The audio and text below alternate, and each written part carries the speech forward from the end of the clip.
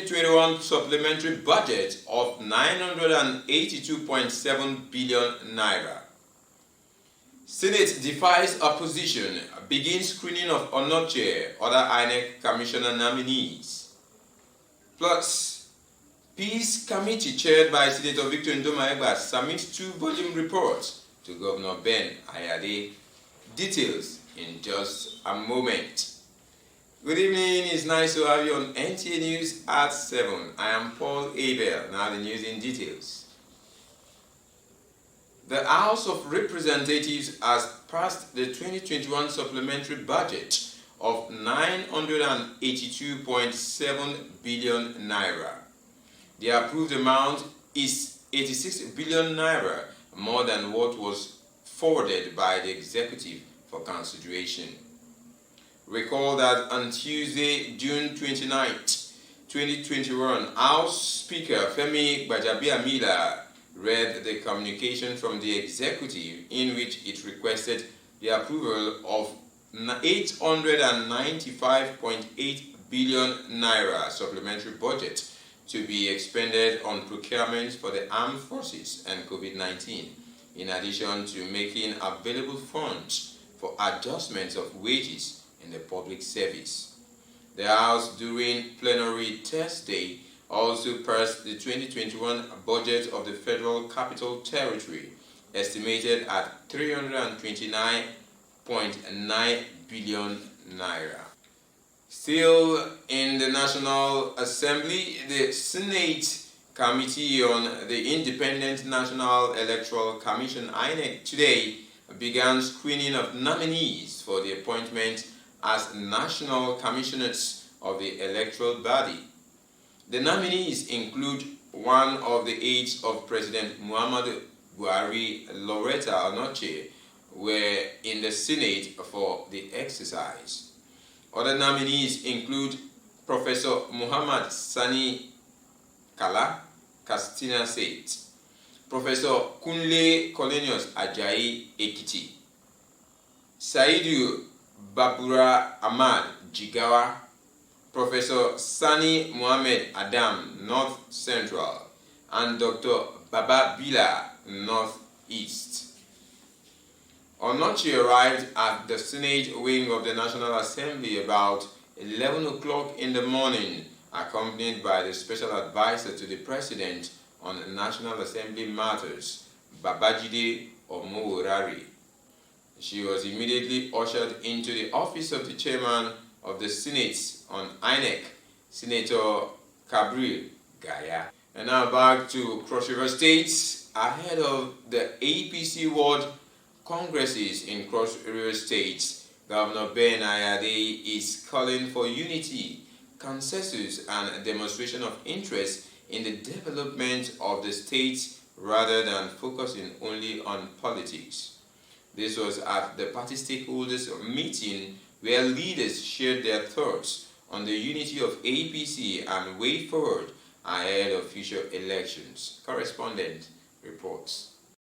This is the second time the APC stakeholders will be meeting to brainstorm on the future of the party after the defection of Governor Ben Ayade. World Congresses are considered as the foundation to the unity of a strong party ahead of general elections. And so all these party chieftains here are sharing their views on how the party will excel. It's required for each and every one of us here, in order to be able to move forward, is to bury all ambitions. Let all ambitions be buried. Intra-party squabbles has slowed down the pace of the development of our state. You have seen yourself to be a leader. You full ground. If it is in the interest of the party, pretend say you no be leader again. Step aside. Let somebody else step into the leadership. We should learn to promote our leaders. We should learn to respect them. Nobody is perfect. Nobody is perfect. We all have our flaws. We'll be there to make sure that the paths that you have chosen for us, we will do it. And it is not mean fit. By the time you leave, what you have set is going to be remembered for generations. Because by the time the superhighway is set, by the time the factories are all fit, I can only imagine many youths will be employed, our children will be employed. Continue to work together with His Excellency so that we guys and take every councillorship, chairmanship, House of Assembly, National Assembly, and of course the governorship. The National Assembly will stand solidly behind you, just like it happens in other states. Your Excellency, you're a good man. You've displayed that in many ways. Let me just reassure Your Excellency that we'll go back and work on all you have said, and we'll deliver based on what you want. Virtually everybody has said has hinged on our ability to cooperate with the governor to succeed. But to succeed must mean marrying our words with our acts.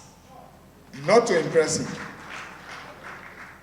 but to be sincere enough to cooperate with him.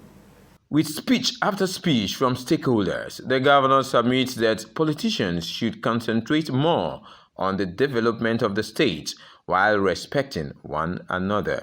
If you know that you have 2-3 gladiators in your ward and you think you will disagree, inform me on time. Please. We have some coincidence that some wards have very powerful names, all put together. Tell me on time. I don't mind calling both of you or 3 of you to join me and sit down. Let's resolve so that you go home. You take this, you take this, you take this. Go back there and implement it. So that those enemies who are waiting to hear that will fight. They will be ashamed. The meeting rose as the leaders showed satisfaction on resolutions in the build-up to the party world congresses. In Calabar, Paul Abel, Nta News. Similarly, the Peace, Reconciliation and Rehabilitation Committee, chaired by former Senate leader, Senator Victor Ndoma Egba, to bring lasting peace to 4 communities in Abi local government area of Cross River State ravaged by crisis, has submitted its report to the state governor Ben Ayade. Correspondent reports that several recommendations are contained in the 2-volume report. The Peace, Reconciliation and Rehabilitation Committee on the Ebom, Ebijakara, and Ediba Osumotong crisis was inaugurated on 19th May 2021, and the submission of this report containing findings and recommendations is in tandem with its time frame.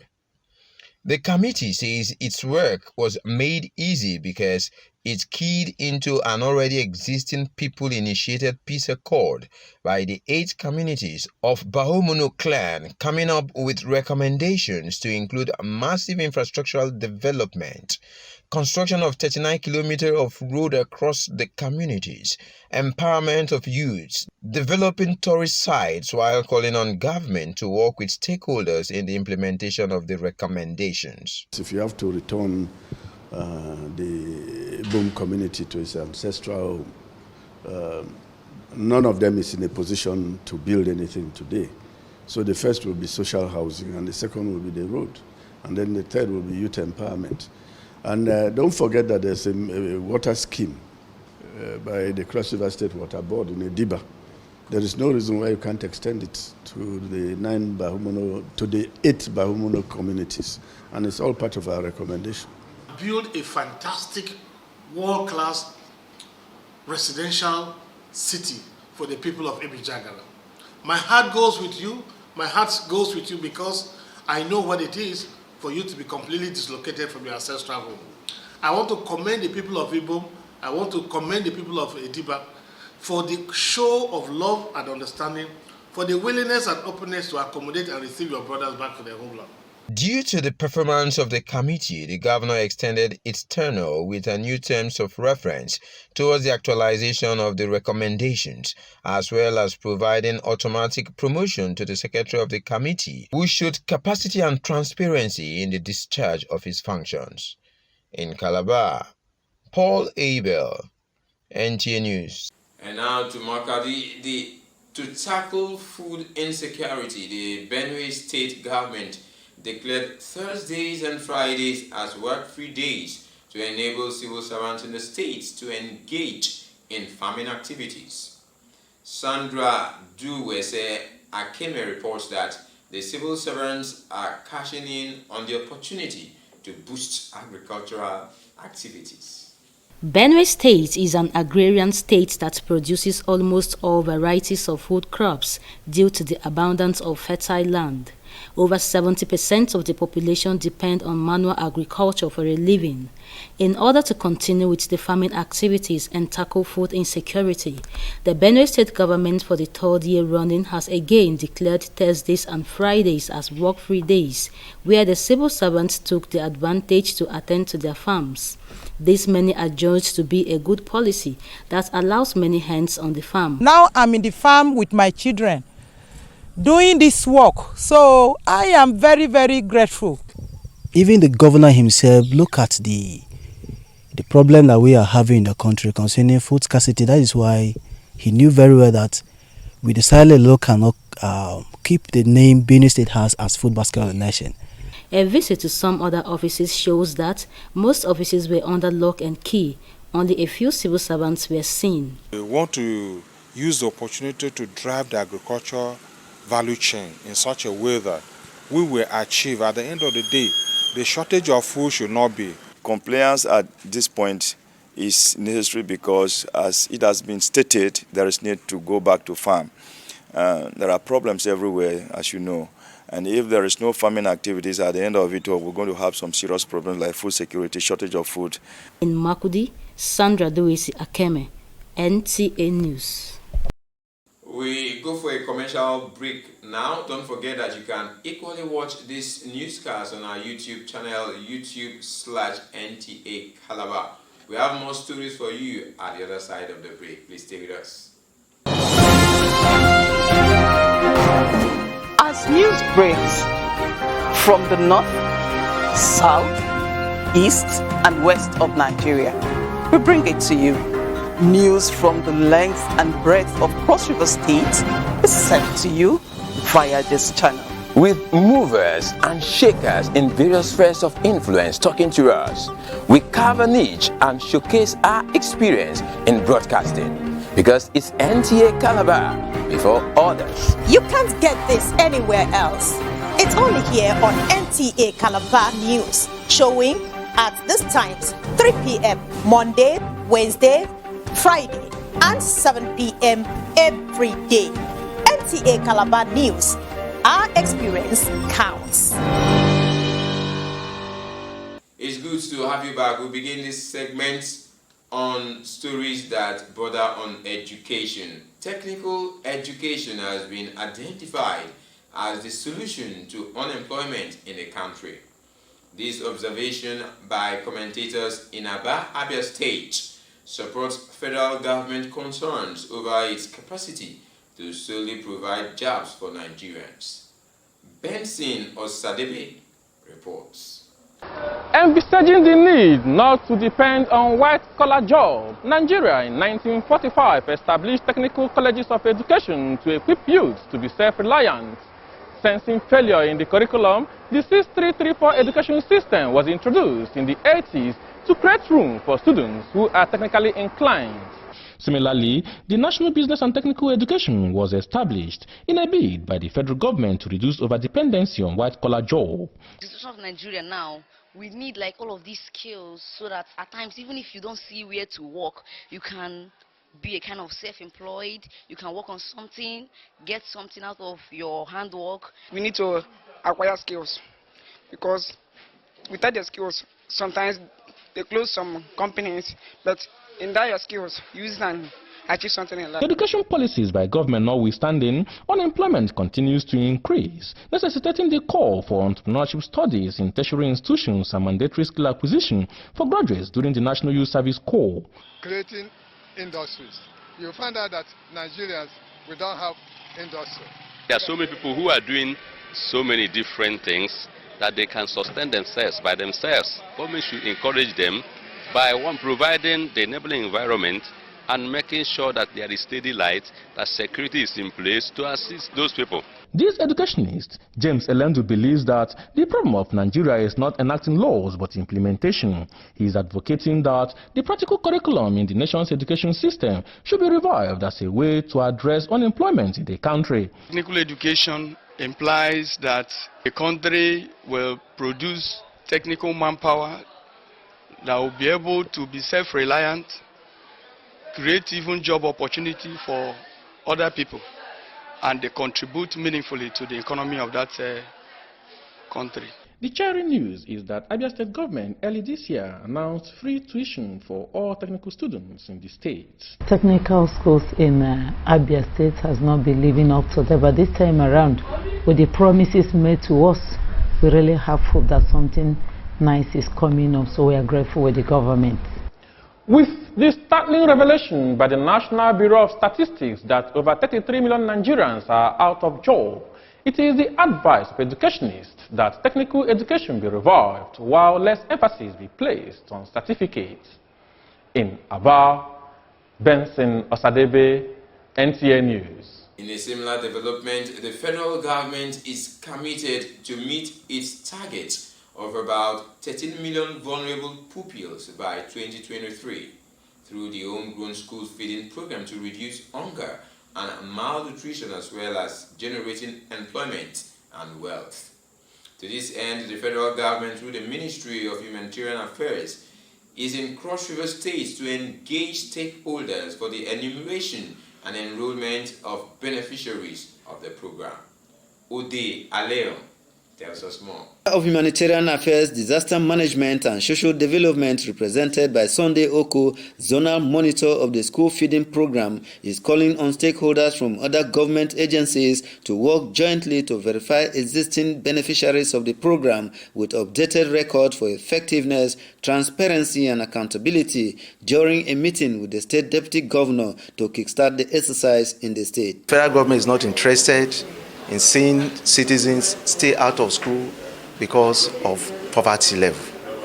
There are so many programs that the federal government has in place for the poor of the poorest.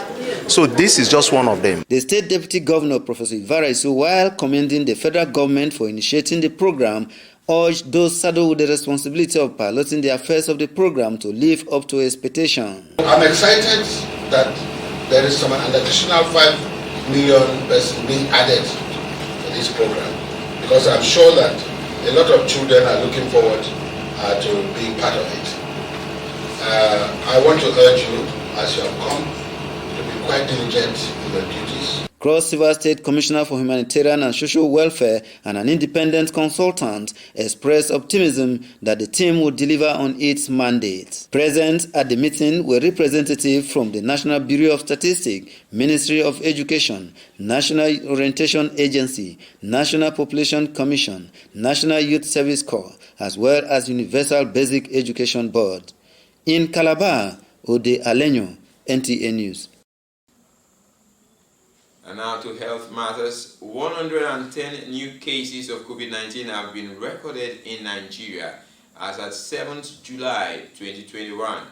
The statistics shows that Lagos has the highest number of cases, numbering 88, followed by Rivers with 12 cases. Akwa Ibom has 4, Jigawa and Ogun has 2, while Federal Capital Territory and Kano has 1 case each. The total confirmed cases of the pandemic in the country now stands at 168,110, with 164,408 persons discharged, while 2,122 persons could not survive the pandemic. From Uyo, with the peak of the rainy season now in the tropical south-south region of the country, health experts say there is a need for people to take proactive measures to guard against illnesses often associated with the season in the region. Evelyn Badueko in this coming report sought to know in Uyo how people are coping with the weather condition. The recent cold weather in Uyo metropolis, often at the early hours of the morning or evening, is as a result of the intensified rainy season. And this calls for adequate attention to prevent the body from illnesses associated with the weather. With the rains, some drainages will be filled with stagnant water and grasses will grow around homes. It is usually this period that is characterized by a high level of contagious diseases, among other ailments such as cold, catarrh, malaria and asthma.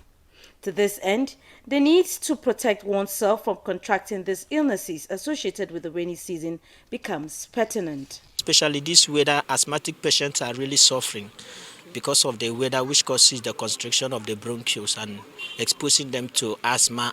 People are coming down with malaria, especially in these conditions. People are coming down with a cold, sore throat, and other signs or other diseases associated with this particular weather condition. While others seem oblivious of the weather, some are making frantic efforts to ensure their health is not compromised, especially the children and the aged, who are considered the vulnerable group. I'll cover them very well. I'll put them, I'll give them warm bath. Then I rub them.